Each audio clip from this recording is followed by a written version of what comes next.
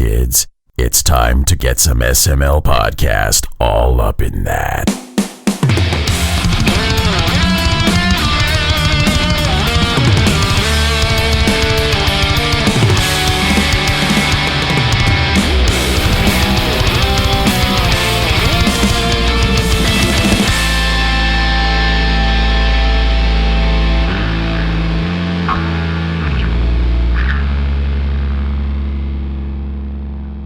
What's up, everybody? This is the SML podcast. I am your host, Joe. Joining as usual, Cole. How are you doing? Hi, I'm here. I'm surviving. Here. I'm like everybody else. I'm locked the fuck down and going stir crazy, but it's fine. Yeah. I almost missed the show tonight. I was sleeping. Did you have a good nap? It wasn't a nap. It was just sleep. I went to bed at like 2. And like 2 p.m.? Yeah. Oh, okay. I was going to say, because I go to bed at like 4 a.m. all the fucking time, and I ain't sleeping until 2 p.m. showtime. Yeah, I stayed up that late. I figure I'm just on Ashley's schedule right now. Yeah. I'm a little more surprised you guys, your schedules aren't meshed more in the first place. Now, I don't have a schedule to begin with because I haven't worked in like a decade. So you just exist when she tells you to exist. Pretty much. Pretty much. But it is an odd-numbered episode, which means it is a party cast, which means Pernell and Chris are both here. How are you guys doing? Yeah. Pernell, did you get out of the dryer? Are you good now? Pernell? Oh, God, what happened? Somebody started the dryer. We're just going to hear thump, thump, thump, thump, thump. No, nothing happened. That's all me. But it also explains a lot because I'm sitting here like talking. I'm like, why does no one hear me? What did you do? I turned off the speaker, but I muted it by mistake too. So that's all. Proud of you. Oh, hush your fuss. Just get back to the topic that I realized that no one heard me say. You went to bed at 2:30 today? The afternoon? Yeah. Holy pickles. I'm sitting there like, you should have heard me over here. I'm like, what the?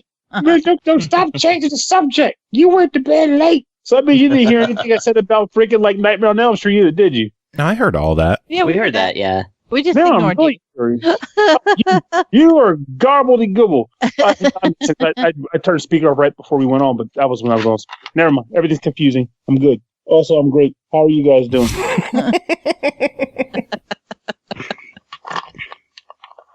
I get that. Oh, man.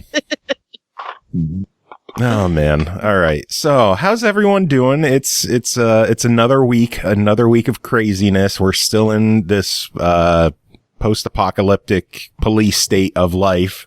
It's not post yet. Yeah, we're still in the apocalypse. It's still underway. We're working on it. Does Post still make cereal? Yeah. Why wouldn't they? I don't remember. I can't remember the last time I saw a box that said Post. But I guess that would be Post Raisin Bran, so maybe. I don't know. Well, maybe they might have got bought by General Mills. Yeah, maybe General Mills walked in and broke their ankles and took their business. I don't know. Who knows? But drop it, bitch! Mr. Sinister just dropped 25 biddies, so thank you for those. Cole, I know before we went live, you were having fun dropping biddies in chat as well. You and Lightspeed. 200s. You and Lightspeed. I had thank everybody for the biddies. Biddies, join the bowl. I love the biddies. We're at 61.11%. It's only been 2 years that we've been affiliate. We're killing it.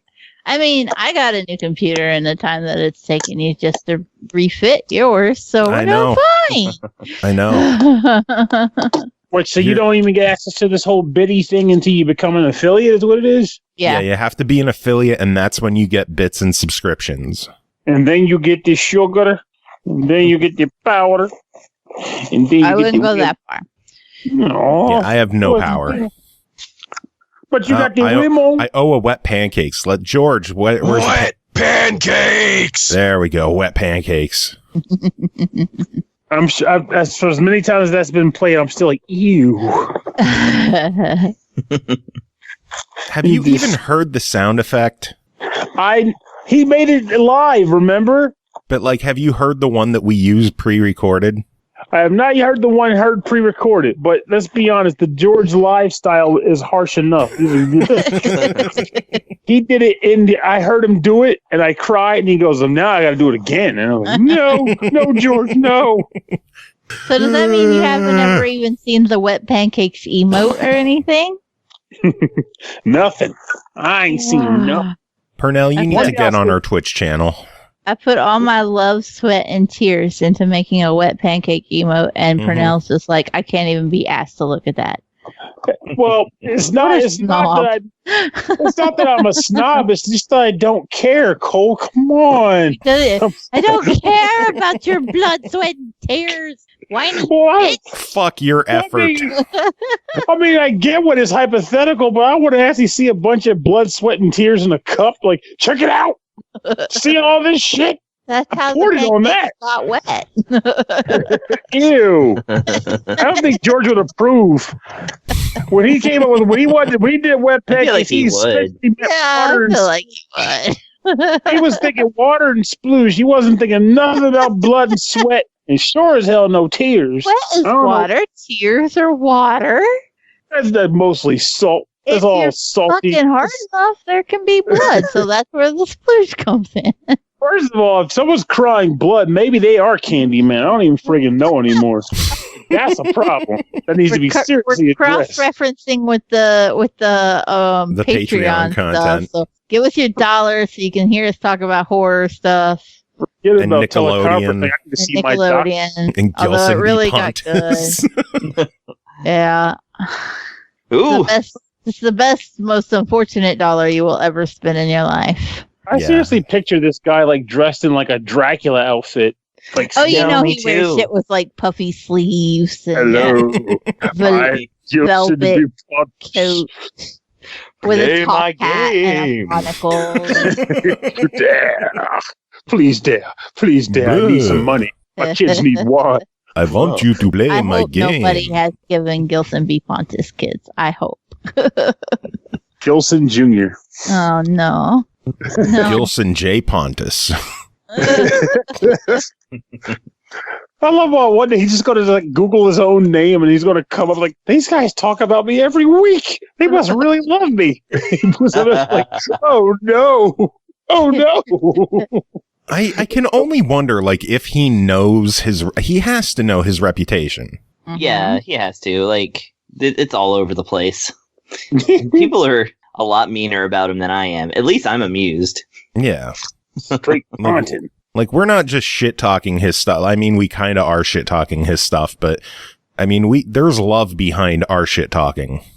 A lot of shit love. Yeah, we'll go with that. Yeah. That shit love. But behind that love, there's a core of hatred. Within that core of hatred, there's a Pontus. Gilson, if you do interviews, hit us up. Come on and chat with us sometime. I want to know why you do what you do. Some of you might consider it to be a travesty, but I consider it to be art. If he comes on with like a Poland accent or something like that, I'm going to be like, no, he is the Tommy Wiseau of gaming. I try to warn you. I am Pontus of the natives you've ever seen. Oh, my lord. Gilson B. Pontus. I am a pontificator. If he comes on, we could ask him when his games are coming to Xbox. There you go. I have a sneaking suspicion that even Xbox would put their foot down and be like, you can't use this. Can't do this on Xbox? But I want to. We have some pretty questionable stuff on Xbox, but Frizzy. There's a point where even they go, no, I don't think so, bro. Bill Gates is going to look like, somebody just asked him to pay $20 billion in taxes. I don't know about that. Who just did that voice? Because that was great. That was me. Yasai Ninja. Oh man, Bokosuka Wars. Ooh, no. Bokosuka Wars. What the hell is a Bokosuka? Wow, you lost. I missed out on Bokosuka Wars. Oh, everybody did. I don't think it came to the US. Oh, yeah, I did. Carnage it's on Xbox One. I think it's Bokosuka Wars 2, maybe. Oh, wow. Murder Miners. But it is on Xbox One. But it is an easy completion. Wow. If you hate yourself. Go Wars. I mean, I hate myself, but not enough to get achievements. I was going to say, I know of the original. I don't know of the sequel. Yeah, I don't know. Anyway, we got games to talk about. We should probably get into this. We got a handful of games to discuss this week. Not as bad as previous weeks. I'll take it. We can rest for a minute. We can. What if the games are bad? They might be. They could be. They could. Did you just outright state your reviews before they were hatched? No, I just realized I have like 2/3 of the reviews today, so. You do. So yeah, I guess that is up to me to determine. This is going to be the Chris show. I was like, wow, I'll take that breather this week. Go bonkers, Chris. I've been at the La Mulana, so I'm like, I could use that time to play this game. So go cuckoo bananas. Root Beer says Disco Elysium is coming to the Switch. That's good news. Really? Disco Elysium. People in there, everyone says that's a great game. I've wanted to check it out because it was a game I originally planned to ignore, and then everyone talked it up. And the title, to my understanding, also has little to do with what you expect to get when you play the game. Well, what would you expect? Well, something related to Elysium and a disco. I don't know what those things are in the game. I never know what Elysium is supposed to mean. Like, what's the root of that? What is it, like, general? Because I know things named after it, but I don't know what it is. The saddest part, one of my favorite games, as he just wrote it on a list that you probably saw on Facebook, is Elysium, and I still don't know what it means. Okay. Elysium comes from classic mythology, meaning the abode of the blessed after death. Okay, cool. Thank you. Makes sense. That makes sense. And it does make sense for the game, too, that I have, because you send people to Valhalla. So, there you go. The abode. It is also an area in the northern hemisphere of Mars, appearing as a light region when viewed telescopically from the Earth. Oh. Yeah. See, you learn shit on this show. Now, what's a disco? I'm not old enough to know. Yeah, me neither. Thankfully. We might as well address all the news that people are talking about in chat. Carnage brought up during Inside Xbox today that Devolver brought Hotline Miami collection to Xbox One finally. So that's some good news. We'll discuss more about the Inside Xbox on our next episode when we usually handle the news. Then Hotline Miami wasn't there before? Not on Xbox, no. Devolver and Xbox are they weren't very close, but they're starting to get closer. They're getting better. They're just flirting. Yeah. They're flirting. Yeah, it was on Windows 10, but it wasn't Xbox Live enabled, as Carnage said, but it's on Xbox, it's got achievements and... Yeah, now we need Ape Out on the Xbox. Hopefully that one's next. I thought it was. Ape Out? That's only on Windows 10. Oh. Darius the Snow is pointing out Sea of Stars, which is like a game kind of set in the Messenger universe, but it's an actual JRPG. Mm-hmm. I have trouble backing a Kickstarter, and that's been killing. Somebody posted about that to me. I'm like, I should do it. I'm like, I can't do it. Yeah, like I don't feel confident in doing that right now. Like, yeah, it's a bad time for me to be, doing that. But I do like the Messenger, and I do like when they're really sincere attempts at making a JRPG. And they got Yasunori Mitsuda on board. He's the Chrono Trigger composer. That's really cool. And even better, Chrono Cross. Indeed. And then they're talking about the PS5 controller in chat. That was unveiled today. That looks interesting. My favorite take is that it looks like Strong Mad. Yeah, I've seen like a Photoshop. Controller. I love that the PS5 controller is trending with Xbox controller, and Xbox controller is trending higher. Is it? Yeah. And the funny part was Xbox tweeted out a GIF of their controller for the Series X, and everybody was like, "Yeah, it looks better." But basically, everybody's saying the PS5 controller is kind of ripped off from the lunar white Xbox controller. Except it's still got the symmetrical thumbsticks, which is just sucks. fucking dumb, guys. Stop it. At Yeah, this those point, symmetrical thumbsticks is that's what keeps me from liking PlayStation. Those fucking thumbsticks. But you don't like the thumbsticks? Oh, I hate the symmetrical thumbsticks. I hate them. For me, I can't say whether I like them or dislike them, but I never really had an issue with them per se. But I think maybe it's just I'm just not noticing the same thing because it's just uncomfortable that your thumb has to stretch out further to hit the analog stick instead of in the natural position where the D-pad is. That's where the analog stick should be. But Sony's like, no. Oh, I get what you're saying there. Actually, that does make sense. And I say that because I'm holding an Xbox controller right the heck now. I'm like, oh, now I see what he's talking about. Yeah, you know where how the thumbsticks are offset on the Xbox controller and they're not on the PlayStation? Yeah, because like in the end, I will say this. I think one thing, the reason why maybe it hasn't hit me as much, but I understand because I'm experiencing it now, is that it's just the size of my friggin' hand. Like, for me, like, I'm holding it with a thumbstick. Ones for the Series X are actually tapered in and made slightly smaller. Made smaller? Yeah. You know, that's unexpected. Yeah. But, like, I don't know, like, I just get this thing where, like, I'm always kind of, like, my hands are just pretty much positioned in a way where, like, they're always a bit big, so they kind of cover the entire controller anyway. So. Well, you're also a giant. Yeah, exactly. I'm Giganto of the Gigantocles. You know, like 7.5 feet tall. I did have to laugh because there was a guy one time who told me that controllers are designed for male hands and they're too big for women, and so women could never be good at games because controllers weren't made for us. Strong enough for a man, but it's science. And then the Series X come out, and they're like, oh yeah, we tapered in the controller so it's slightly smaller. And I was like, fucker. Excuse me, but now it's perfectly made for me. Also, the Switch came out, and like that controller is too small for anybody. If you're doing the holding the sideways. Yeah. If you're trying to hold that thing sideways. I love my Switch so much. It just needs more freaking memory. I know, me too. I need so much more memory.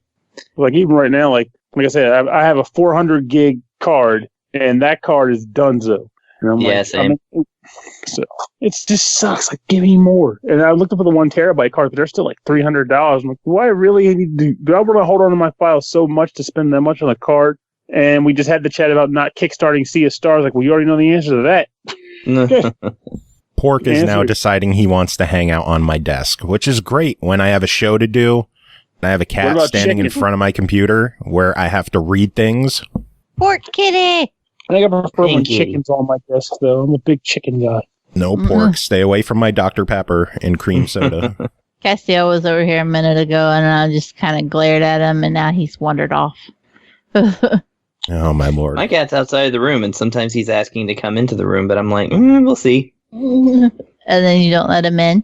You monster. I mean, I will when someone else is doing a review. Speaking of reviews, yeah, we gotta get to those. It's been another 9 minutes since we first said we were going to do we are so bad at our jobs. Indeed. Hey. Do you have a mouse in your pocket? Because I'm doing great here. I'm fine. I'm really bad at my job. All right, we got to get to these reviews. Let's get started. First game to talk about tonight is called In Other Waters, developed by Jump Over the Age, published by Fellow Traveler, released April 3rd on the Switch and PC for $14.99. Play as artificial intelligence guiding a stranded xenobiologist through a beautiful and mysterious alien ocean. A non-violent sci-fi story. Enter a world of wonder, fear, and vulnerability, unraveling the history and ecology of an impossible planet. What will you discover together? Chris, what is this game? What is it indeed? Okay, so there are disparate elements here at play. So I'm going to kind of do my thing of like trying to describe it using other games that I'm assuming everyone's played. So this is kind of a novel, like I wouldn't say even visual novel, but it's got a lot of text and like it's more telling you what's happening than showing you. So, I kind of feel like that the visual novel aspect's a little bit there. And it's also a kind of point and click, a little bit point and clicky puzzle, a little bit, using an interface and things like that. And then at the main kind of interaction in the game is like, so you remember Metroid Prime, where a lot of the game had you scanning. Why do the cats like, have to fucking dig at cardboard while I'm doing a show? I just recognized that sound so immediately that I instantly tuned it out. I know the mic had to pick that up. I turned around to see if it was Cass because I know he just dove into a box. Yeah. Friggin' cats. We all know the sound of cats discovering cardboard again for the first time. Oh man. Anyway, you were saying? Okay, so you remember Metroid Prime, and it had that thing where, you were meant to scan like little points on in the world where you are and get data on them, and that actually like affected certain things in the game, Mm-hmm. So like it'd light up and you'd scan it, and then it'd tell you either information about it or it'd be like something to help you solve a puzzle or whatever. Well, that's the entire game here. So you play as an AI. It's like an AI, except that you're using your actual intelligence along with what's supposed to be artificial intelligence. But that's a question the game kind of explores. You are, you take over the suit functions of a xenobiologist, so a person exploring an alien ocean, as it says, and she's not only exploring like stuff has gone wrong, both in the exploration. Her partner has gone missing, who, you kind of have to unravel that mystery, as well as discovering all this new stuff, because it's all new, like, alien life forms that you're looking at. So you have to, you're kind of making first contact. So you have to use the kind of scientific approach of both analyzing it and drawing samples, collecting the samples, and then when you get to an extraction point, you get back to your home base and kind of figure out what you've learned from these creatures and stuff. And oftentimes, what that ends up doing is creating upgrades to your kind of suit or ship or something like that. It's a dot on the screen, so I can't really tell you what it is, but your mode of transportation gets upgraded, and that gives you access to new areas.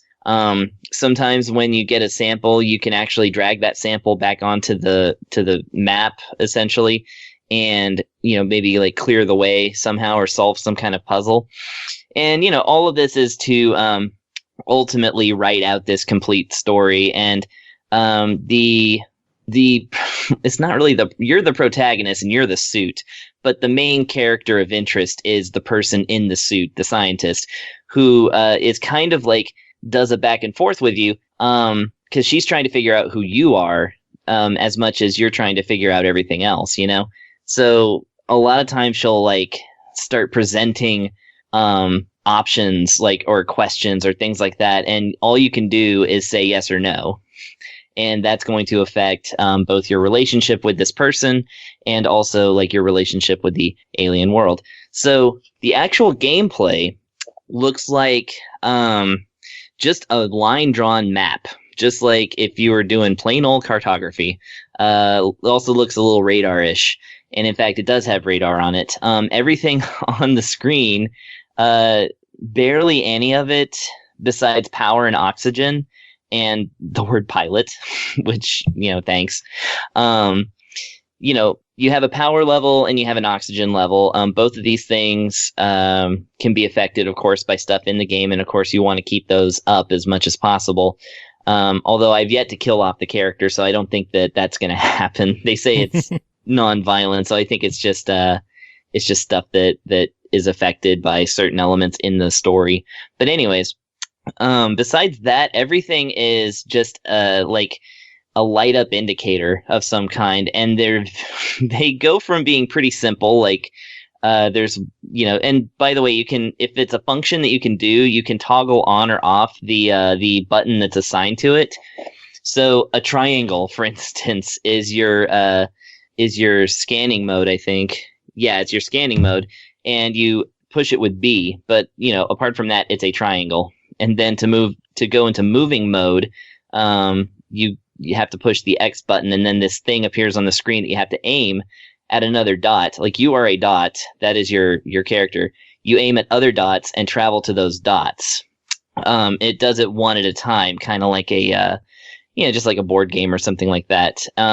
If your way is restricted, then you can't do anything, and then you kind of have to figure out whether you need to scan something. You switch into scan mode and use the right stick to just hover over different white things until they turn yellow, and then it explains them to you. And at certain points, the game lets you know that you can take a sample. And when you do that, it switches part of the screen over to this thing where you turn the left stick and then try to find another dot, and then close the push the up and down button to close the things around it, and push the A button. It very much feels like you're operating machinery. It never feels like a game at any point. There's no free movement whatsoever, as far as I know. Everything is done through menus or this interface, which, again, it ranges from being fairly straightforward to very confusing. I missed out on a lot of samples because it took me several screens to even figure out how to collect them. I thought you were just supposed to scan them, but no, you're supposed to close the screen around them and then push the A button, and then that puts them into your inventory. And, from the game offers precious little in the way of explanations for any of this, so you're just kind of left to figure it out for yourself. Artificial intelligence, indeed. But the cool thing is that, once you get the hang of it and once you understand the controls, then you do start to, operate more automatically. And then it just becomes a thing of just reading this interesting story that unfolds and learning about these creatures that you just kind of have to visualize because there's no graphics to represent them. The game explains what they look like, and you just kind of have to picture it because on the screen, they're just, different colors of dots. And I say different, I mean between blue and yellow. And, you're just basically supposed to learn. And the more you learn, the more you pick up, and the more you kind of proceed, the more you learn about the character, and you get to kind of experience the story that way. So that is what it is. Well, there's, go ahead. Sorry. I thought you were wrapping up. Oh, yeah. I was just going to say, as well as the graphics being minimal, the soundtrack is also minimal. Largely, it's just ambient sound or nothing. Well, then for $15 on this one, what are you thinking about it? Well, $15. I mean, it's a hard sell to anybody who isn't into, I want to say, something that's very text heavy, like a sci-fi visual novel type of thing. And like I said, the actual interface is really interesting. I think that this is a try it for just about everybody, because I honestly haven't seen any of the three genres I mentioned doing anything like this. So it's a very interesting approach to the sci-fi novel and kind of a point and click collection sort of deal. I found it very fascinating. I definitely tend on, finishing it out and seeing where it goes. But yeah, I'm going to say at $15, it's basically a try it. Awesome. Sounds good. Yeah. All right. Next game to talk about is called Convoy, a tactical roguelike developed by Convoy Games, published by Triangle Studios, released April 8th on Xbox One, Switch, and PS4 for $14.99. Convoy is a tactical roguelike inspired by Mad Max and FTL, in which you cross a wasteland in search of parts for your broken ship. Presented in pixel art and set in a future post-apocalyptic setting, Convoy is a squad-based tactical combat roguelike in its core. Pernell, tell us about Convoy. We're on a great big convoy, man, what a beautiful sight. Driving in a big convoy. That's this game. I'm going to review it. So, Convoy Convoy is an interesting style of game that honestly I don't think I've ever really played before in this regard. It's got similarities to other tactical roguelikes, but the coat of paint that they use to cover it makes it a little bit different in an interesting way. And I guess I'll explain it shortly. So, the idea wants to know this, if the game comes with your song first. Well, we could make a deal. It could happen. We could make this happen. Convoy Games, hit us up. Pernell will be willing to sing your theme song for you. Make it happen. Honestly, I think this game would be a much better game if you could actually open up to that cool jingle. I'm just saying. So, like, this game is designed in a way where every time you play, the game randomly generates a landscape where your crew has crash landed. And the goal is to traverse this landscape to acquire 4 parts that you then return to the ship where you start out the game at. And that's how you win. You'll probably never win because it's really difficult, but it's fun to try. Now, on this plan that you're on as you're trying to scavenge, before I even talk about that, I should say, as you're moving around the map, you have to be concerned about a few things. You have bolts, which is the currency for this world, fuel, which is what ticks down as you drive. You run out of fuel, it's pretty much game over. And then aside from that, there is just the vehicles themselves. You have the actual convoy, which is a large-sized vehicle that is just kind of there. It has a heavy shield and a lot of health, but you cannot control it as far as like maneuverability on the map, which I'll explain shortly. And then there's the convoy flank, which are like vehicles tasked with protecting the convoy as you traverse the waste. Now, on the actual map itself, it's kind of hex designed. Even though you don't move hex to hex, you can kind of freely drive through everything. But the grid is built with a hex.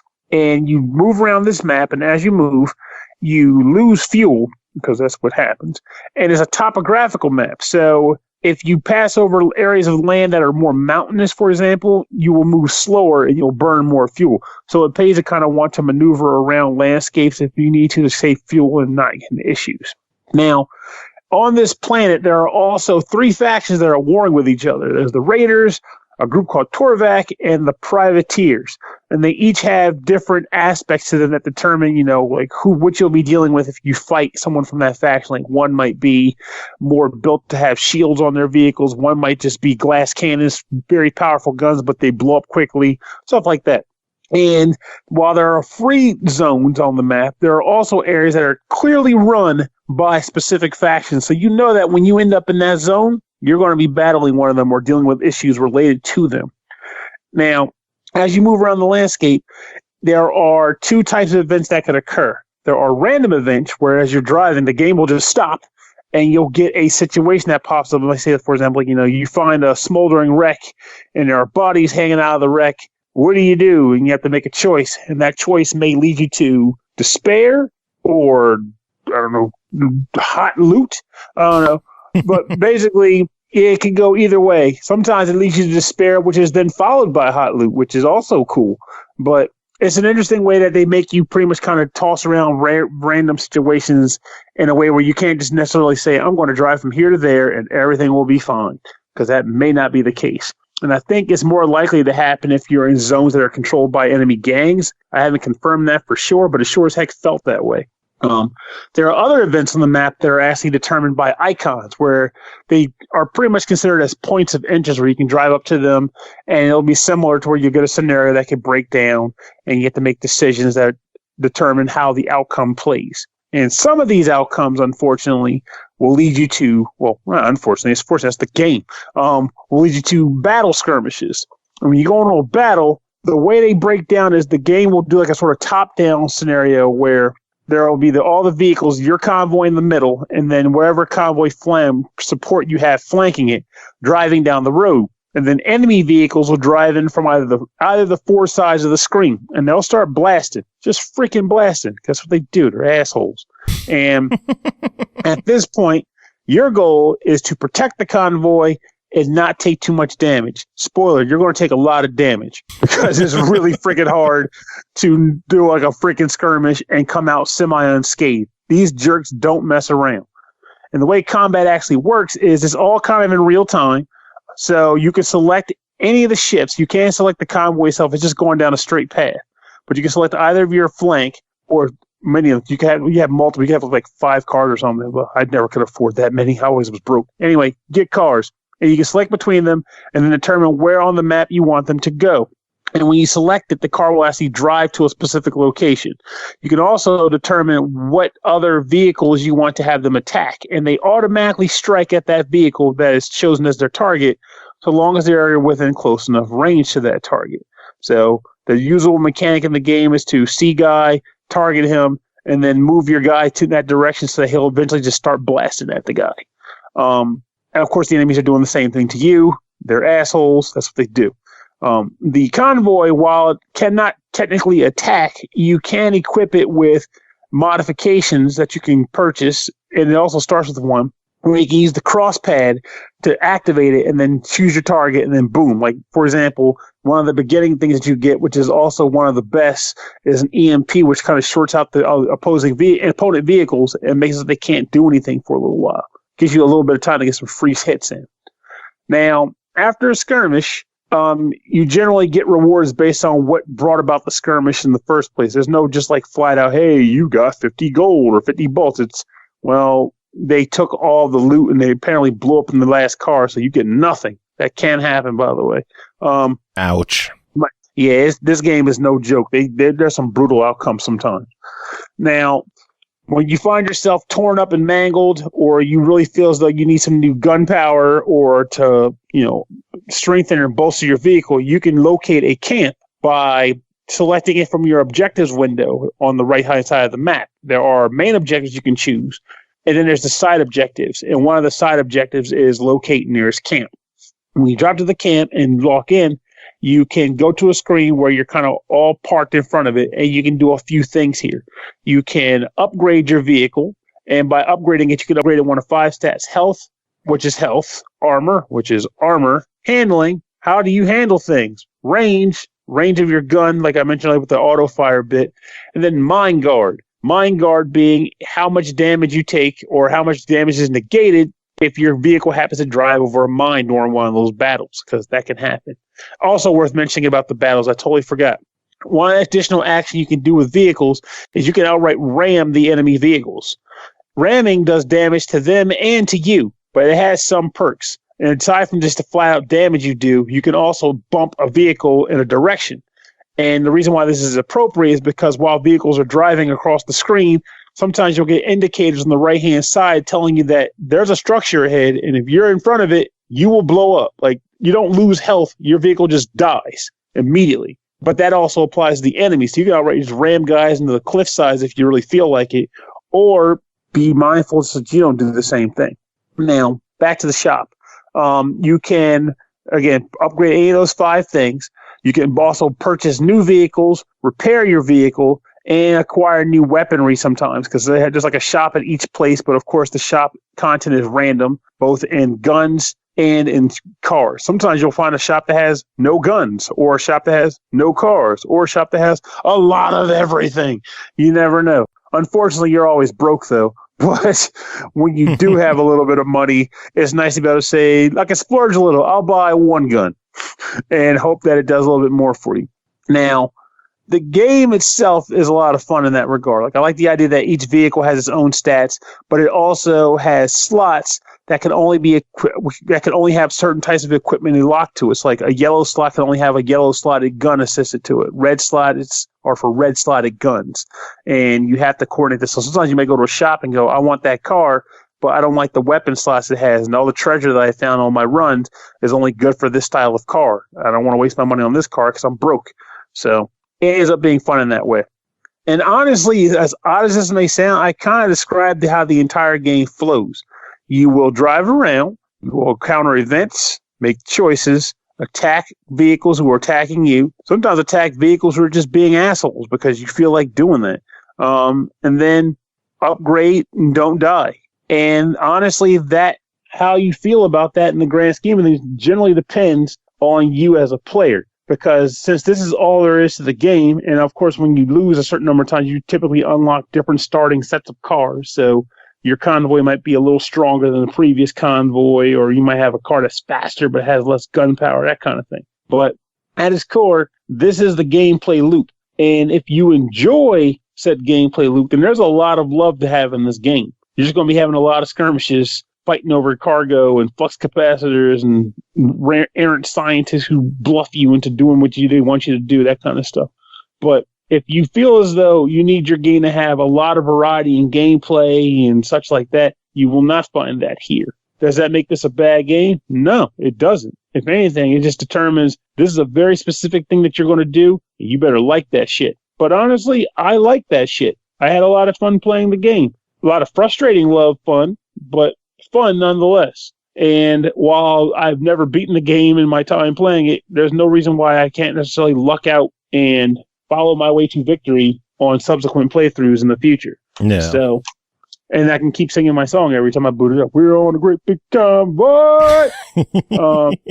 Nice. Well, overall, $15 on this one. What do you think? I think it's a quality buy. Cool. I didn't know if you had more to say or not.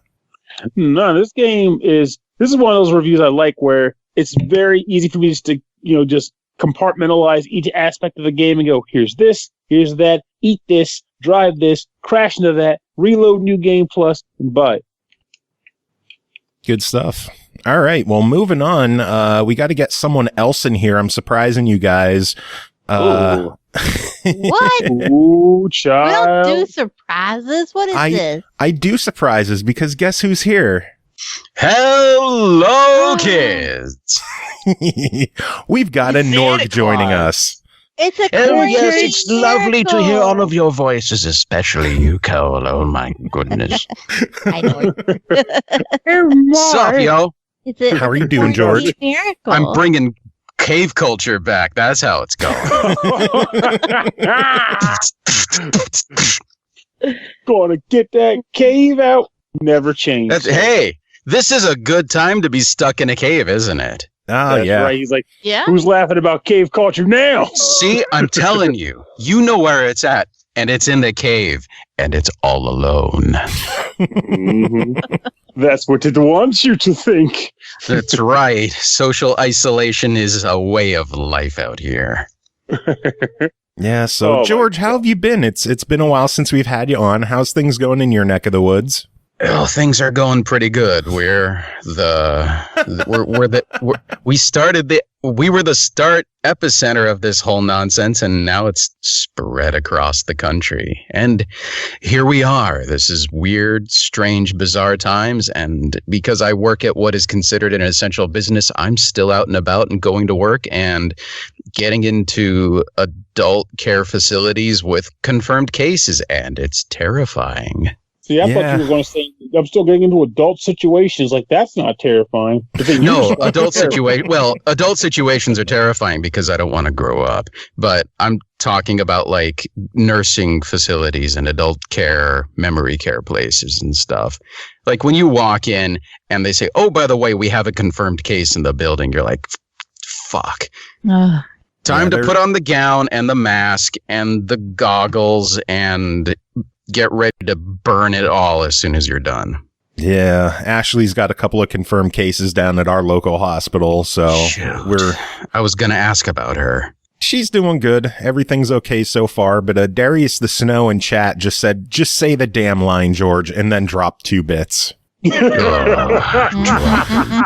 I fucking didn't do it. pancakes. Oh, yeah.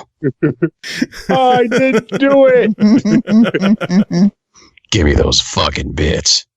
Now I feel bad that I used mine at the beginning of the show. If I had known this, I would have waited. Oh, Oh, That's well. okay. As Don't long as let he gets the Broccoli bits, to right? donate more. Yeah, but Yeah. I can't. Bits I and can't bits be and bits and bits and bits. spending all that money. Dropping bits. All over your text editor. Ew. Not on my text editor. That's where I keep all my text. That's Oh, right. Man. Speaking of bits and Yummy. dropping things, I hear that you're dropping another age in a couple of hours. Shit. Why'd you have to bring that up? Because I love you, George. Happy birthday, buddy. Thank you. As of the time of the recording, it's going to be in about 3 hours and 48 minutes. It's your birthday. It's your birthday. Happy It's birthday. birthday! Yeah. My name Double is- fours. Double fours. Double That's not a fours. good roll. Double fours. I'm going to be 44, man. Damn. You gotta be 1,212. That's a good roll. I should live that long. Holy. I'm always so glad when somebody's older than me. I'm just sitting over here like, fuck yeah. I'll always be older than you. Yeah. That's the beauty of it. It's fantastic. Unless. There's no unless. I thought about that too. You ever think about that? Well, no one's ever thought about this because I'm insane. But like, they did the Dragon Ball episodes. Like, okay, I gotta go train to fight this guy. Time to go into the hyperbolic time chamber. How time works weirdly here. Has it never been the case where no one's out age? Like someone just goes in there for so long, they come up, the son's older than the dad or some shit. Like, whoa, you've been training for a long time. How have you been? Well, I went to college. I graduated. I had 2 kids. This is your grandfather. He's been in the hyperbolic chamber for the last 20 years. If you ever want to have a good laugh at that concept, find the episode of Family Guy where they brought Walt Disney out of cryogenic freeze. And he asks a question, and then when he gets the answer, he says, "Put me back in." Oh, my God. It's not a pleasant thing, so I won't share it on here, but yeah. It's Family Guy. It's Family Guy. What do you expect? I'm going to assume it involves Negroes. No, actually. Really? Yeah. Surprising. I'm surprised to hear that. Cause I'm like, that was my first like Walt Disney bad thing. I know where this is going. No, for once. I mean, they skipped right over that one. Went to a brand new turf. Yeah. Uncharted Walt territory. That's right. There's so much to choose from. He comes from an old era where that stuff was okay. I mean, let's be real. No. I mean, it wasn't okay, but we know it now that it was not okay, but it was accepted at the time, if that makes any sense. Oh no, for sure. Like it's one of those where like it comes up a lot with me sometimes. Like I'll have discussions and someone will bring up like a movie that came out eons ago, and I'm like, look, that movie's directly insulting me, and I'm not going to tell you to get rid of the film. The film existed in its time, and that's why the film is okay now, just to have it around. As long as you acknowledge this came from a period where this was okay, but now if you come about talking about how this is a cultural masterpiece, the way that guy spoke to that guy, like kiss my ass, he's a piece of shit. But back then it was okay, so watch it at the time it's from, you know. There's this station that my mom watches all the time, and it has stuff like the Bob Newhart Show and Mary Tyler Moore and the Dick Van Dyke Show and all that. And I was at her house watching Bob Newhart, and like he's sitting at the table with his friend, and his wife comes in to serve dinner like off of the platter, and I'm like, really?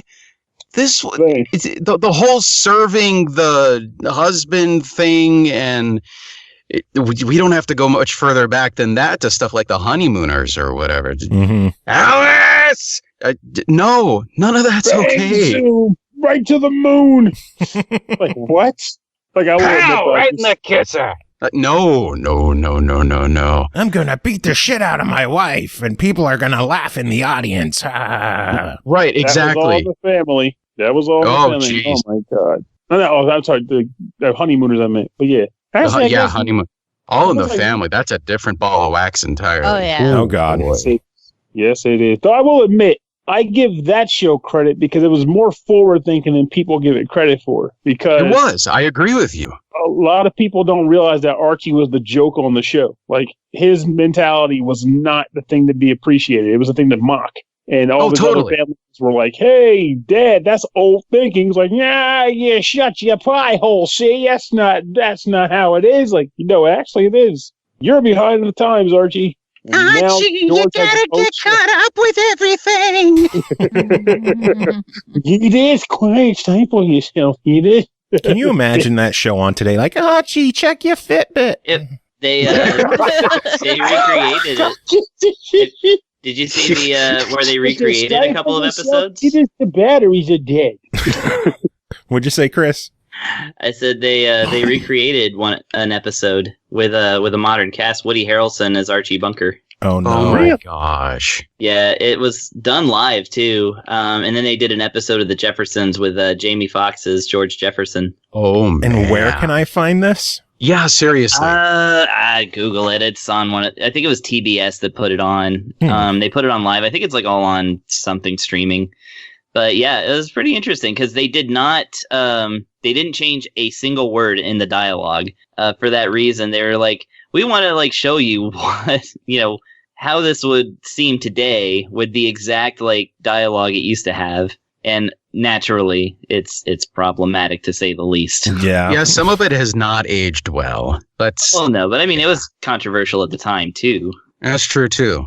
Now, the Jeffersons were controversial at the time, just for the subject matter of an African American couple being successful. Like, yeah, and they tackled a lot of those subjects on that show. Oh yeah, I know. I love the Jeffersons. Like directly. Or if you want to go back to the 80s with Different Strokes, and you have the rich guy who adopts the two black kids and all of the trouble that he and them ran into and how they hit it head on. Mm-hmm. Different Strokes was the shit. Yeah, it was.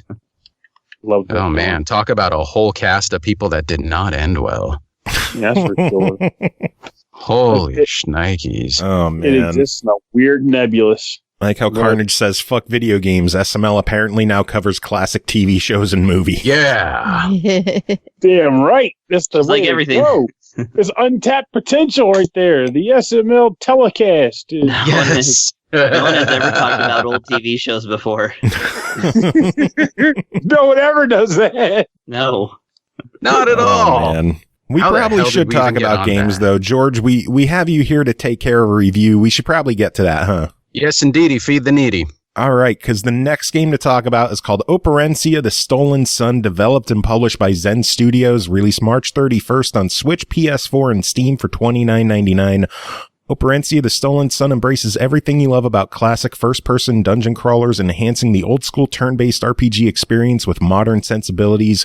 Guide a team of memorable characters through a world inspired by Central European mythology. George, tell us about Operencia. So I got to ask something. Is Zen Productions' goal to like take over every genre of video gaming? I believe so, yes. That's good because they're on the right track. I mean, they started great with all the pinball stuff, which I love. And now we've gotten into this first person adventure RPG kind of thing, and they are kicking ass at this. Holy cow. Yeah, this game is a hoot and a holler. I'll start with my usual things. I categorize my experience with the good, the bad, and the ugly. And I'll start with the ugly. There's not a damn thing that was ugly about this game. Not one thing. Wow. No crashes, no necessary updates. Nothing was broken that I was able to get to a point where something would break and I would want to rage quit. So the bar is low, but yeah, nothing awful happened. Let me get into the bad category so I can save the good stuff for last.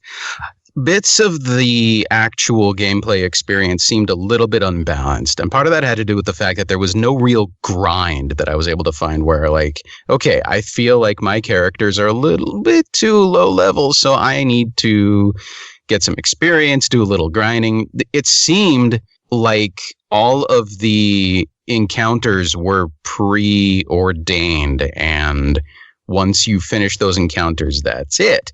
So that there isn't any grinding opportunity to do the typical thing where you super overpower and off you go. Having said that, some of the battles that you have to sit through took way too long. I'll cite the example of there's some spider creatures where you show up and there are like 3 or 4 of them. And as you damage one of these giant spiders, it decides to eat one of the other spider creatures. And not only does it replenish its own health, but its health is increased like 7-fold or something. And so as soon as that happens, and it happens with 2 of them, you're like, all right, I know what I'm doing for the next 7 minutes of boring rounds. So that was a little bit on the tedious side. The fact that the game made it really easy to rest at campfires and save, and it took a little bit of the fear out of that style of game, where in other games of that genre, you would expect to have a little bit of fear and maybe not necessarily knowing where your next meal is coming from. And by that, I mean like, okay, where's my next save point? Am I going to make it through this next gauntlet? And it seemed necessary to have that because of some of those ultimately low-level spider creatures, for example, where by the time you're done with the 7 minutes, you have gone through the ringer, you're low on hit points and magic, and it's like, oh, that's one combat. And now we got to go rest up. So, yeah, that kind of sucked. item collection was a little bit confusing. There are a ton of items, and it's really difficult to tell which ones are better, which ones are worse. There was a lot of generic to them, and it seemed like the upgrades may or may not have been upgrades. It wasn't easily evident, so it was difficult to tell exactly what was happening on that point. Oh yeah. So in exploring the world, there are items that you pick up under certain circumstances, and some of those items have cursor points that are so tiny. I almost put that in the ugly category, because with the Switch's controls, as sensitive as they are, it's like, okay, I'm going to get, no, went too far. Okay, I'm going to go, darn it, too far. Okay, no, don't go, just, no, wait, no, fuck! So that was a little frustrating at times. And that was just to pick up 34 gold coins. I mean, like, come on, work with me here. Okay, so that's the end of my bad category. Now let's get on to the good stuff. This game, I feel, brings out some of the best elements of what you would expect from games like the original Bard's Tale trilogy, games like Etrian Odyssey, Lands of Lore, Grimrock, that genre of game. It's great, and it feels exactly like you would expect that genre of game to feel. The only difference is that it's a little bit on the dark side in terms of the graphics. So either turn up the brightness on your screen or play it in the dark to get the full impact of what they put into this game. And it's worth it, because the art in this game is stunning. It never got old or repetitive or boring. The landscapes are gorgeous as you get through it. The music was fantastic. The voice acting was actually good for once. I'm not used to that coming out of a lot of these games, and Zen did a fantastic job getting great voice actors for this, especially because there's a lot of dialogue between characters, including the main character Avatar, which under a lot of games you don't hear from very often. It feels like the main character Avatar is just kind of there, and then the secondary and tertiary characters all kind of talk to each other and blah blah blah, ha ha ha, la la la, laugh laugh laugh, whatever.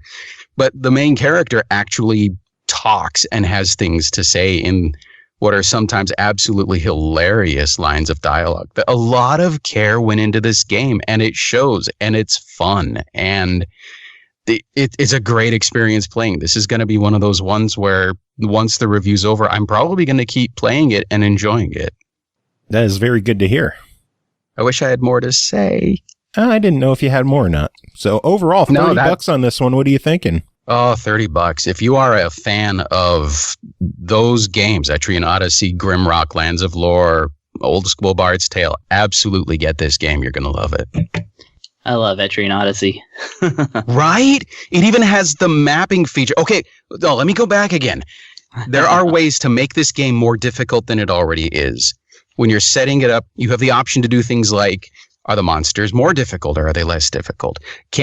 Will the mapping be automatically done, or is that going to be disabled? I'm a wuss. So I had the maps turned on. I had the monsters at whatever their lowest level was.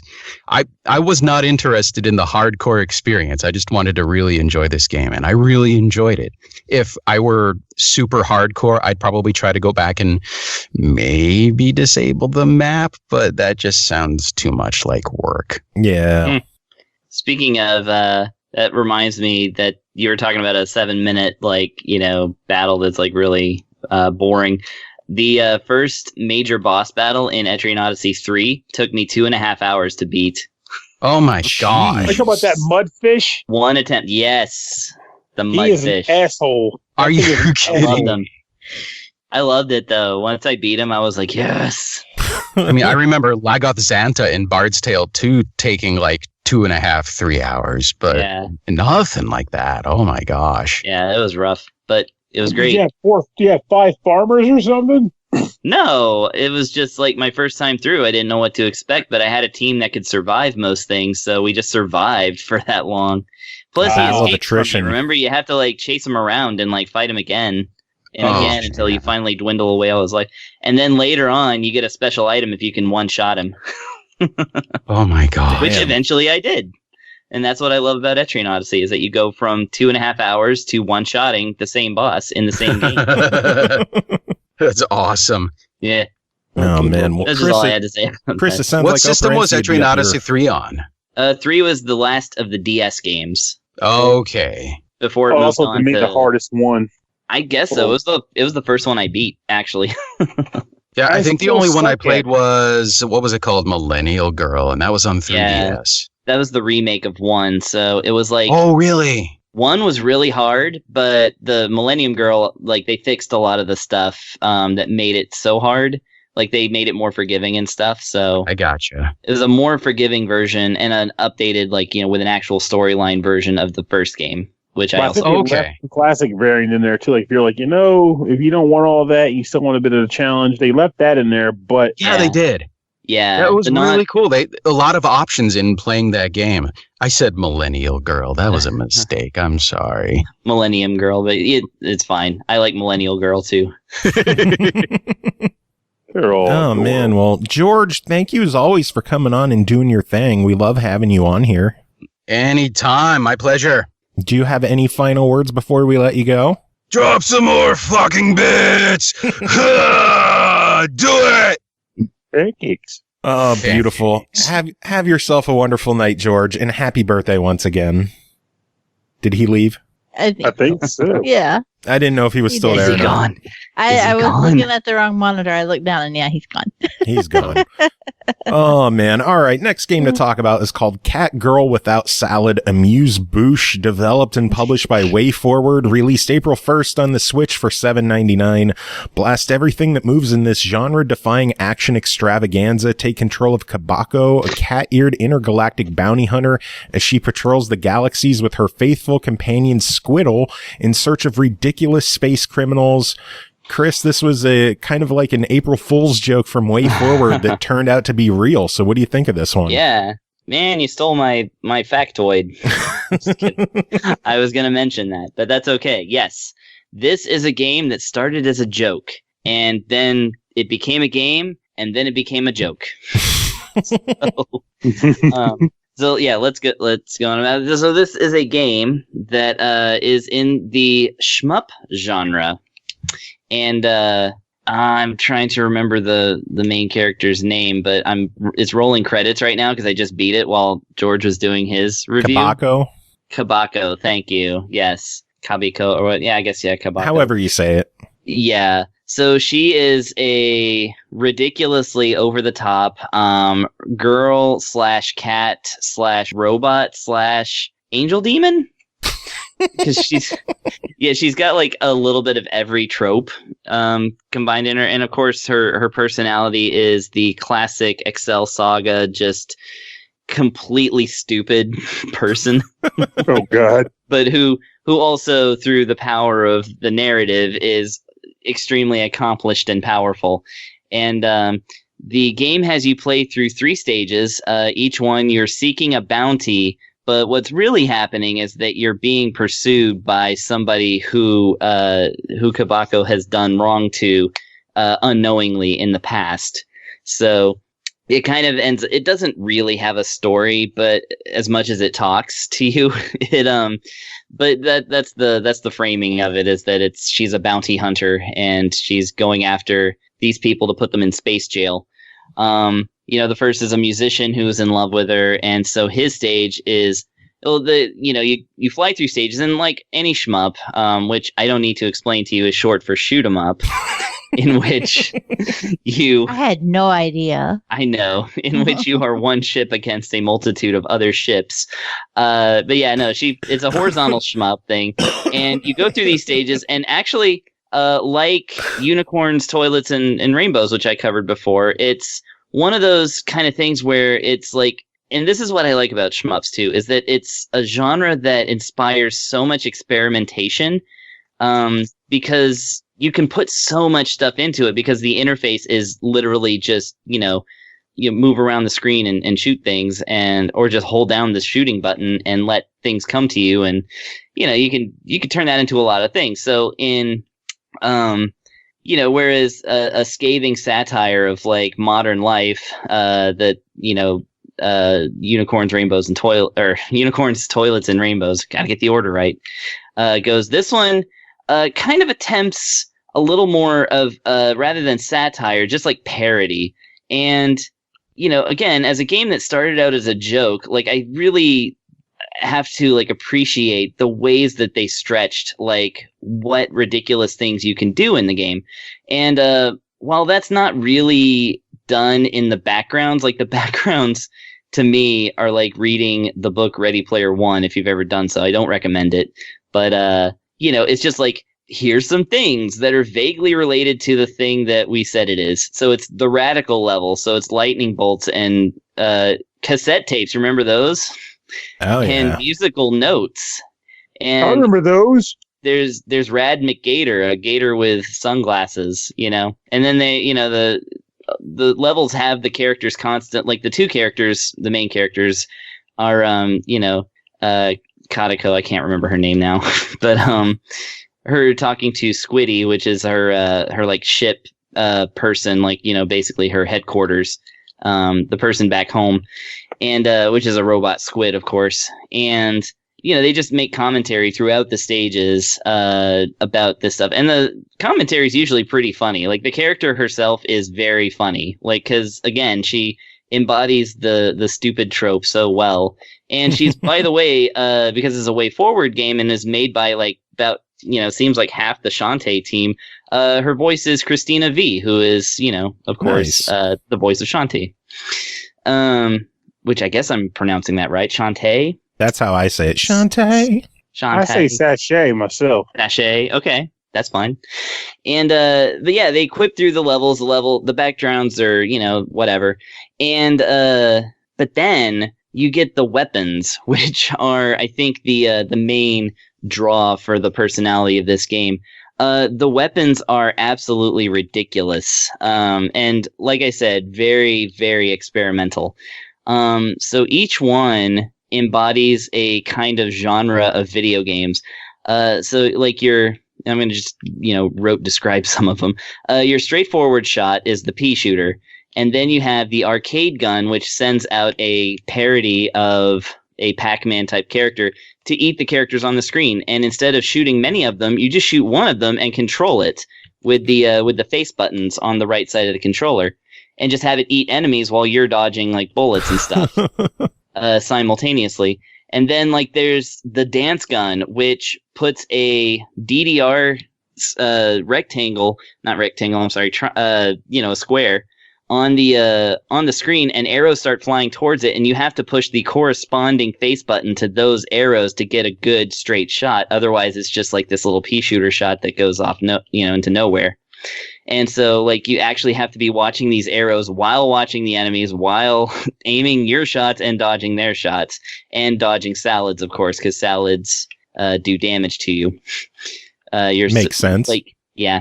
Instead of it's one of those kind of games where you can take multiple shots, like you have hearts on the screen, and if you eat something that's junk food, then it restores a heart, and if you eat a salad, then it takes away a heart. She's basically allergic to anything healthy. Oh, Lord. Yeah, and then there's the sports gun, which just shoots a bunch of golf balls that like it just has a persistently aiming like reticule thing that like you then shoot golf balls and they bounce off parts of the screen and hit enemies. Then there's the most interesting one to me, the RPG gun, which of course shows a gun blade as its icon. It pulls up a menu that says attack, magic, heal, and run.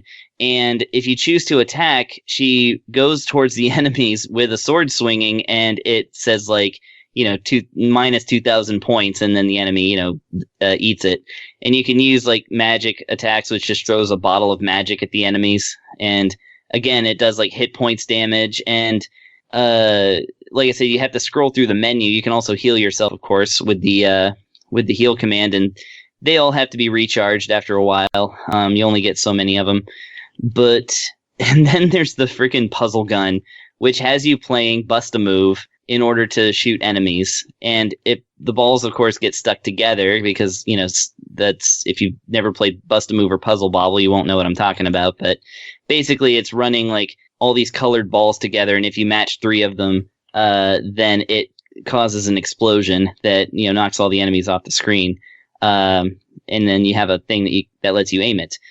And then the platforming gun, which sends a platforming mascot that looks suspiciously like Mega Man out there, and you can jump at enemies, and things like that. And yeah, that's pretty much all the weapons. So my thing about the weapons is that they're all extremely creative, and none of them are good. you do not. None of them make the game any better or are much stronger than your just regular pea shooter. So often what I ended up doing is dodging power-ups, which I was like, that doesn't feel right to do in a shmup, but okay. Because there's no way to upgrade anything. It's just those are the weapons. And you pick them up from enemies on Famicom cartridges, of course. Or if you've beaten the game once, which I'll get to that in just a second, you can actually choose a mode where you have all of them available and you can just scroll through them freely. The only one I ended up liking a little bit was the arcade gun, just because, it actually does kind of resemble something that you might see in a shmup, which is the bullet that you can control after the fact. Yeah. But yeah, anyways. So, yeah, and then you get to the characters. Honestly, like I said, the characters are fine. The main character is very funny and expertly voice acted by a very professional voice actor. And there's only one other voice actor, and he's the dude. He plays the 2 dudes that are in the game. One of which is very funny and very confusing. So he exists in the RPG galaxy, which I was like, okay, this will be funny because I love RPGs. Of course, the background is just keys and 20-sided die and random numbers and the words experience and levels and stuff on it. That's it. That's the joke. Do you know about RPGs, right? 20-sided die, am I right? Yeah. And the enemies have good pun names though. Actually, there's an enemy called it's a crab that shoots water, and it's called a crabohydrate. And I'm like, okay, well they got that Dragon Quest level pun thing going on there. But the best part of that stage is the character, who is not all of the dialogue has to do with this rogue chef that's running around, and it's this trope of the angry the angry elitist chef, which is to me okay, that's more of a British thing, and not very funny, but okay, go on. But then he shows up and his name is Chefinoff. And you get the joke as soon as you see him, and as soon as the music, written by Jake Kaufman, by the way, Vert, because it's a WayForward game.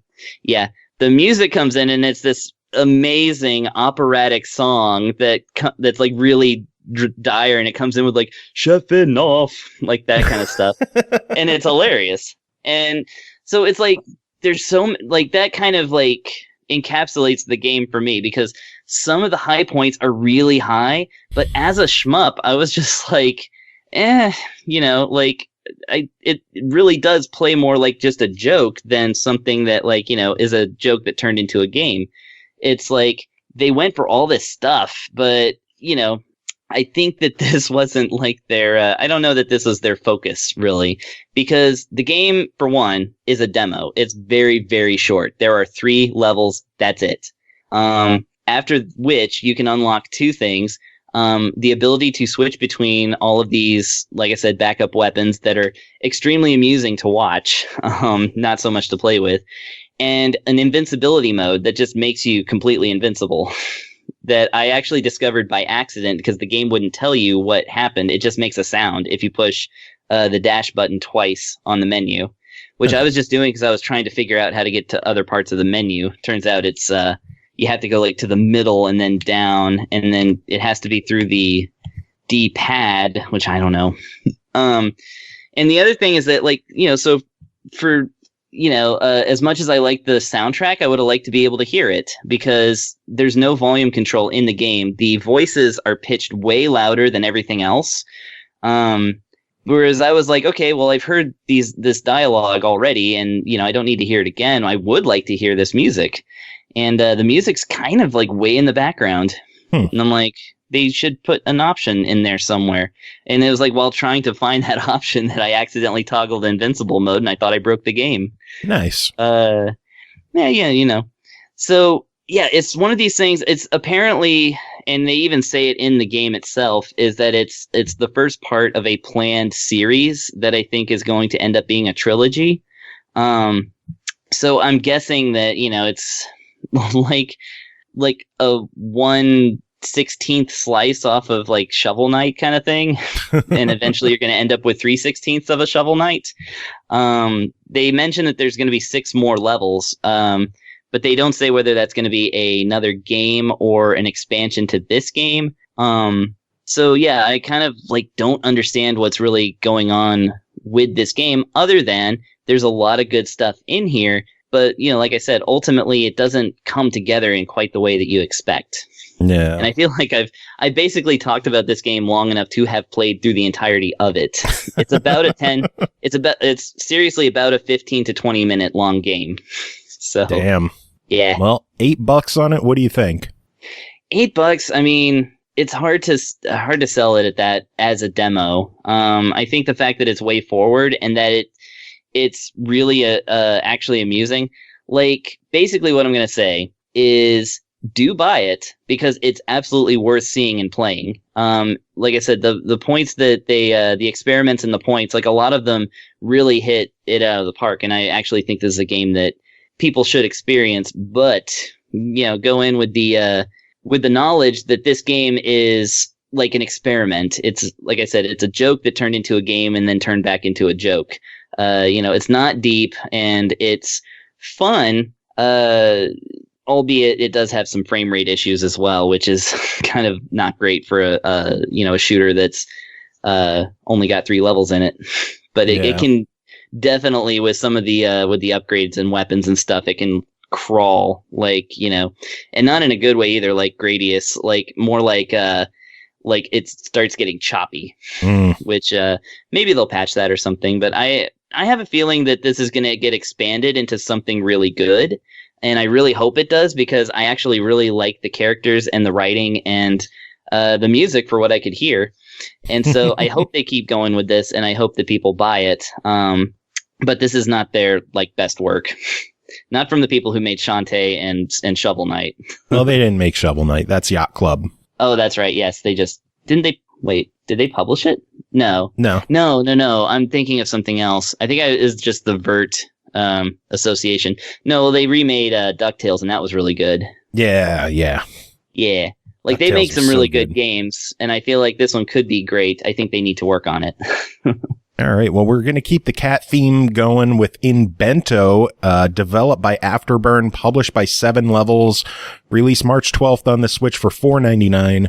Experience a calming, wordless story about cats and parenthood by solving adorable puzzles in Inbento. Relax, tease your brain, and prepare tasty bento dishes. Arrange them in an elaborate lunchbox while sticking to the recipe shown on the screen. Chris, tell us about Inbento. Okay, so Inbento is another game that is about cats, but not. So this game is basically, there's a mama cat who is making bento lunches for her little babies and whoever else. The story is told through straight up just Polaroids of showing this cat doing things, and the actual gameplay is basically you get into the screen and there's a bento box in front of you, and on the dish at the bottom of the screen there are basically kind of like blocks. Like, think of them like as Tetris blocks, but each one is 3 pieces of food. And on the right side of the screen, it shows you basically what you are making, and you have to follow the recipe exactly to get this thing to look like that thing. So you'll end up with 3 pieces of different things like fish and rice and a vegetable or whatever. And in arranging them, basically, like I said, you're trying to get it to look like the picture. And as the levels go by, that just becomes more and more complex. There's certain things that you can do, like you can turn and rotate the actual foods. Sometimes you can switch them. You can switch stuff around on them. Sometimes you can't turn them, and you have to actually lay them down in a certain way if they have these black dots on the edges of the corners. And different rules apply. Like, if you put one thing in and then put another thing on top of that thing, whatever you put on second overrides the first. And so you can kind of use that to make all these pieces, none of which look like the actual dish, to like, you put like the ones that look right, on the bottom, and then you fill it in on the top, and then that, gets it to work. And like I said, they just get increasingly more and more complex. They're pretty fun, like, to figure out. Like, basically, like, it's putting together puzzles in an interesting way, like kind of like 3D puzzles, if that makes any sense. But yeah, that's all there is to the game. It is calming. It's cartoony, and like I said, you get pictures of cats every now and then, which is good. Which is good, of course. And yeah, there's 127 levels, so that's a lot of game for $5. So $5 on it. What do you think? Yeah, $5. I mean, go for it. It's if you like puzzle games, this is an interesting take on it, and I thought it was very fun. Cool. All right. Yeah. Next game to talk about is called Miles and Kilo. I hope, Pernell. I'm not here. What are you talking about? Miles and Hulo? Who Kilo? Shit, kid? I will fucking he ain't cut played you. This shit. I know yesterday I said I wasn't going to be able to make the joke. I lied. I made the joke. But the funny thing is the review I did last week, quote unquote, actually was pretty much accurate. Because this game is basically Adventure Island with a fresh coat of paint. Well, I got to do the details first. I'm just making sure that you're ready on it. Ah, crap! Do you not listen to the show as we're recording it? Why would I listen to the show as we're recording it? Yeah, very that true. Would be very difficult. But yeah, Miles and Kilo, developed and published by 4 Horses, released March 26th on the 3DS for $7.99. Miles and Kilo have been attacked by a mischievous specter with their plane in pieces and a gang of thieving scoundrels running off with the important parts. The unfortunate duo's only hope of escape is to embark on a thrilling chase across a haunted island. Pernell, tell us about Miles and Kilo. Miles and Kilo are Hudson's Adventure Island 1 if you were a boy and his dog. That is the game. And I mean that in a very flattering way. The game's a lot of fun. Each is 5 areas or so. Each one's covered by 7 stages. And on each level, your goal is to run from the left side of the screen to the right side of the screen, scrolling, of course, and get to the goal as fast as you can. As you are trying to traverse the levels, enemies abound, and your functions are you can jump, you can hold down the button for a higher jump, you can slide, and you can throw fruit. And that's basically how you traverse the level. So you're basically hopping around, bopping things, sliding through things, hitting things with fruit. At the end of every level, of course, there is a sort of ranking where, depending on if you beat the level quickly enough, if you beat the level with your full supply of fruit, because you can have a total of full 5 of fruit in storage at a time. If you beat the level with a full supply of that, that's good for your score. And also every coin, if you picked up every coin on a stage, you get credit for that. And that's how you pretty much get S ranks on levels. It's by maxing all those things out. Now, in addition to the normal style levels, there's also the occasional level or situation, because they mix and match the stuff sometimes, where the Kylo, actually, which one? I don't even remember which one is which. That's the funny part. The dog. I think Kilo's the dog. Yeah. Miles is the guy. Kilo's the dog. Excellent. Thank you, guys. Every once in a while, Kilo will allow you to take control of him. And when he takes control, he pretty much auto-runs the stage, and you're tasked with then just evading obstacles by jumping over them. He also does like a homing dash, kind of like how Sonic would do it, where you can dash into a guy, and if you hold down the jump button after colliding, you get like a bit of a higher hop to lead to the next target. And you can also kind of barrel roll through bricks. Similar goals in mind for getting an S rank on his levels, or levels that involve him, but he plays a little differently. My first bit of advice as far as the game is concerned, if you want to play this, just go into the menu options and turn auto run on, because honestly, there's no reason not to have it on. It's there for people who want to. It does not have auto run on. It's there for people who like want to have the ability to finesse stuff like jumps and all, and that's good if you're just like kind of having fun and putzing around in the game. But by way of how all the times are broken down on the levels to get a good score, they're designed for auto run or never letting go of the run button. So essentially, just save your cross pad to hurt. Just turn on auto run and focus solely on jumping and doing all the context sensitive actions, the fruit throwing and the sliding and the punching. But honestly, once I turned that on, I actually was happier about it. And I pretty much was like cleaning up on the S rankings. Not to say that the game is easy, though, because I died a lot. But it's one of those games I like where you don't have like an actual live system. The game just throws you right back in. It does keep track of how many times you die on the level, but it's there solely just to show you this is how bad you sucked. But then you win, and that's great. So it's all right. But honestly, this game surprised me. I didn't expect to like it as much as I did. I even like the music. The music is actually a bopper too. Yeah, I like the music. Yeah, I can see myself playing the music from this game in the future for sure. I wouldn't mind seeing another game from them like this. Maybe add some dinosaurs. Not dinosaurs, but you know what I mean. Like whatever the Miles and Kilo universe would be. It's the second in a series. The first game is called Kid Trip. Yep. Ooh, I do remember seeing images for Kid Trip, but now I gotta play it. Doesn't listen to our interviews either. Yeah, I could tell. How about everybody stop being mean to me? Try being supportive, Pernell. I'm supportive by showing you love. I love all of you. Not if you don't listen to the show that we work so hard and pour our blood, sweat, tears, and wet pancakes into. If it makes you feel any better, I don't listen to any shows I do. I just like being on them. I was gonna say I didn't listen to the interview either. I just played Kid Trip. It's like a weird thing where like I'm always like, you should listen to the show, Pernell, because I have the other show. The guy on the co-host will be like, hey, Pro, have you ever listened to the show? I'm like, I'm on the show. I don't hear it. I'm on it. I'm good. But it's everybody's awesome. You guys are great. Kid Trip, I need to play. You know, man. Now let's talk about family matters. No, Miles and Kilo, $8. What do you think? I think it's a buy. It's a great time. Awesome. All right, one final game to talk about tonight is called Random Heroes Gold Edition, developed by Wobblyware, published by Radalaka Games. Released March 31st on PS4 and Vita, April 1st on Xbox One, April 3rd on the Switch for $4.99.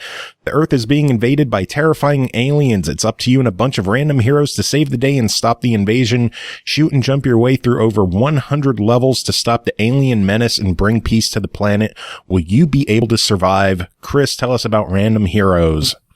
Okay, so Random Heroes. I actually meant to look up the developer of this game because it looks so familiar. Like, I know I have to have played something else by Wobblyware or something. You have. I know we've covered other of their games before.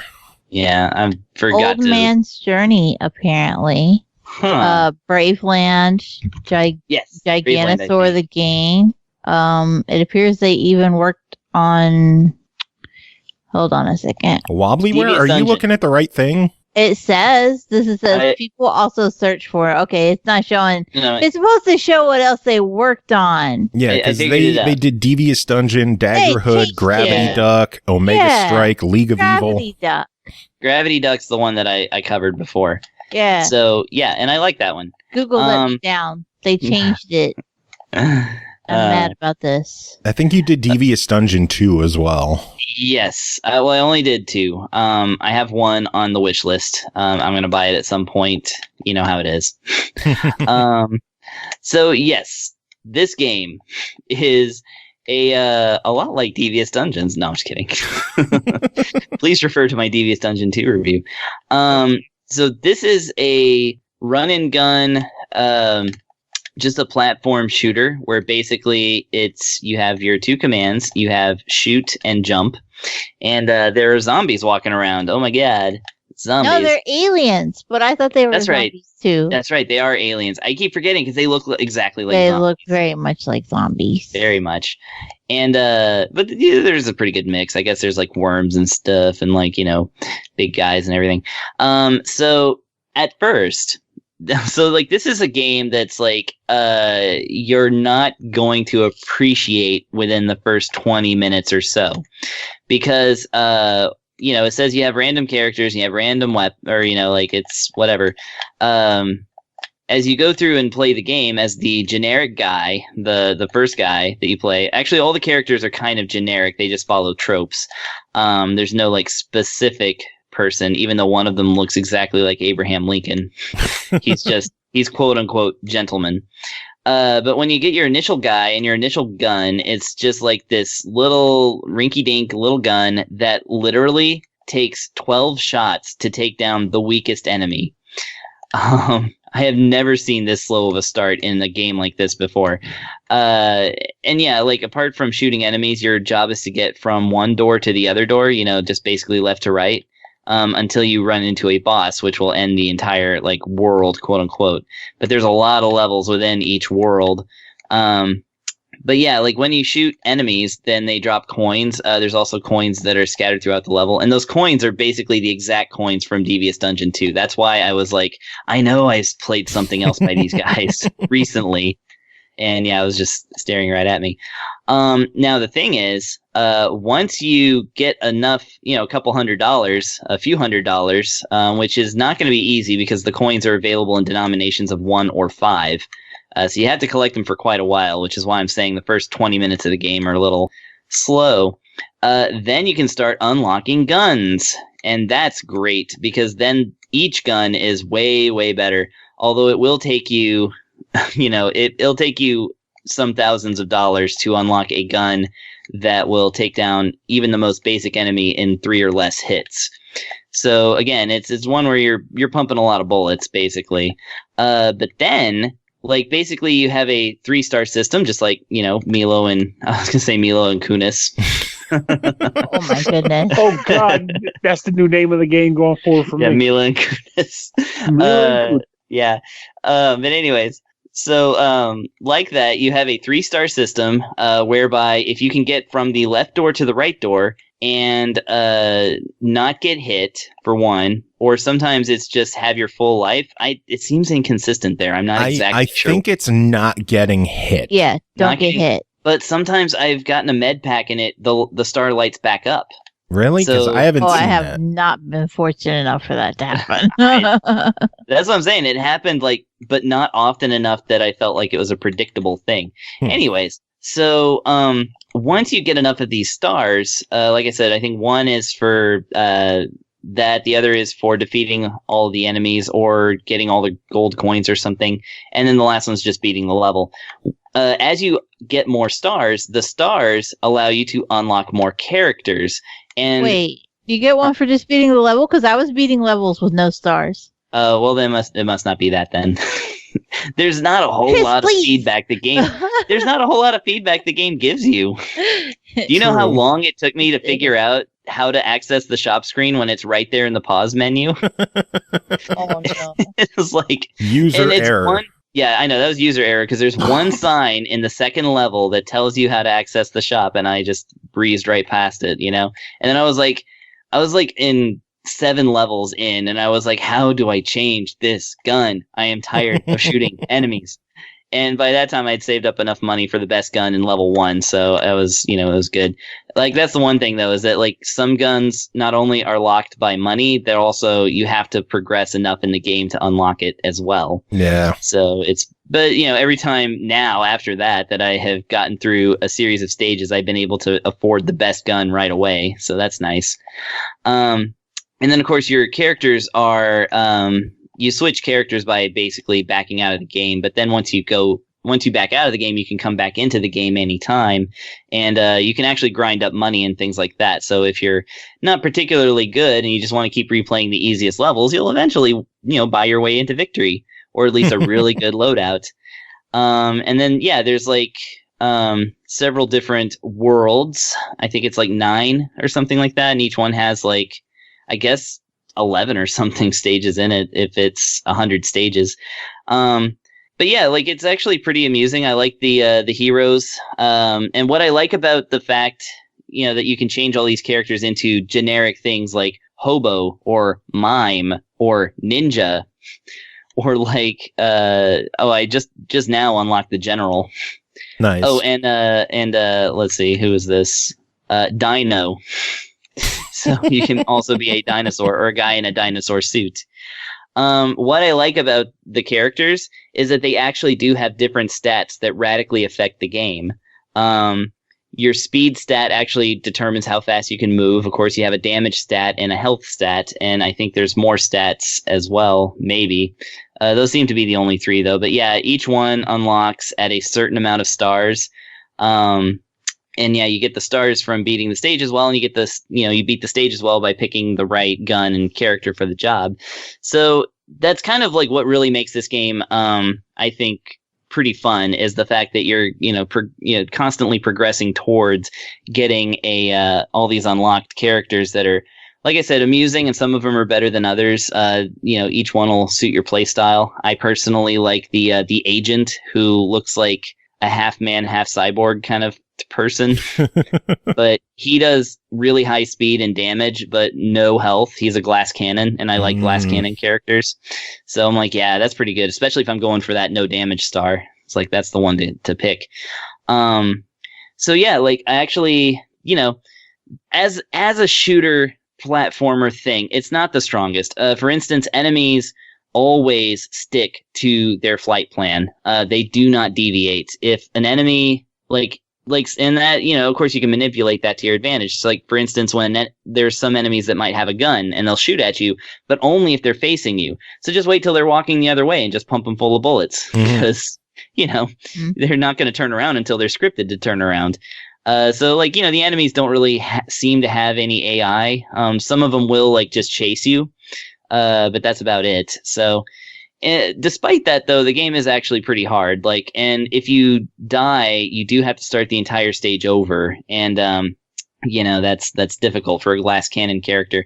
However, any money that you've gotten up to that point, they let you keep half of it per life. So again, constant progression definitely saves this game from being, kind of a slog. Nice. Cole, I know you put some time into it. What did you think? I did. I completed it because it's a Ratalaika and it's an easy completion.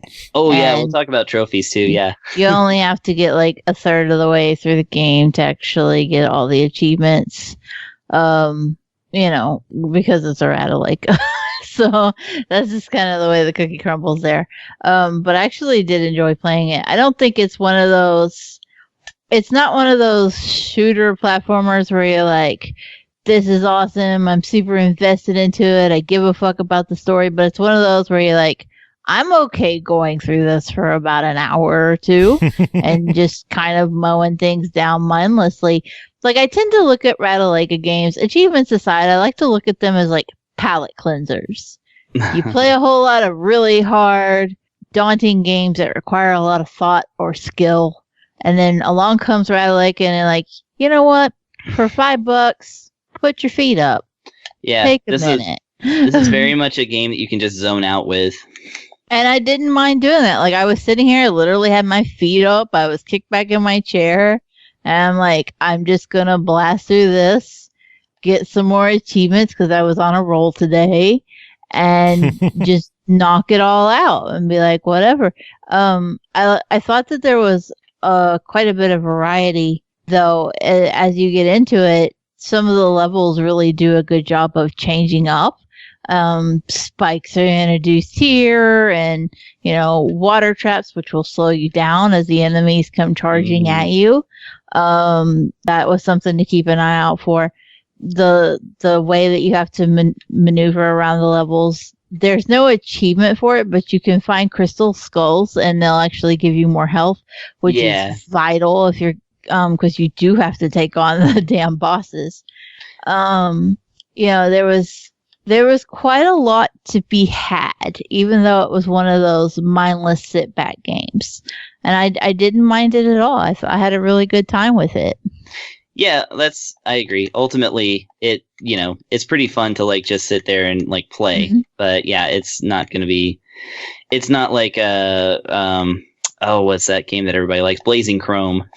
I'm not gonna load it up tomorrow and trudge through it beyond the completion. But I mean, for what I did today, I was like, yeah, this isn't bad. I'm good. Yeah, and I like the grind. See, I like grindy games, and this is definitely a grindy game. It's there, yeah. If you want to dive into it, it's definitely there. Yeah. Cool. Well, $5 on it. What do you two think? I think worth it. Yeah. Yeah, I'm fine giving it a buy it. Normally, I'd be like, well, it's a Ratalaika, fuck it, why not? But no, I think there's enough there to hold its weight that it's like, no, it's fine. Give it $5, buy it. Yeah, I like Wobblyware. I like their games. I think it was another solid one of theirs, and it's $5. It's worth picking up. Gravity Dump is a good one. I mean, they make good platformers, and that's fine. I like Wobblyware. Yeah. I will gladly pick up Devious Dungeon 3 whenever that comes out. Yeah, I will say I did like Devious Dungeon 2 more than this, but I like them both a lot, so it's all good. And I still have Devious Dungeon 1 on my wish list, so I'll be giving him my money sooner or later. Nice. You know, when we're all more secure in our place in the world at this point. We'll get there eventually. We'll see. I hope. Yeah. We'll take the great big convoy. Yeah. Oh, Lord. Bringing it full circle. Thanks, Pernell. Yeah. What I do? Come on.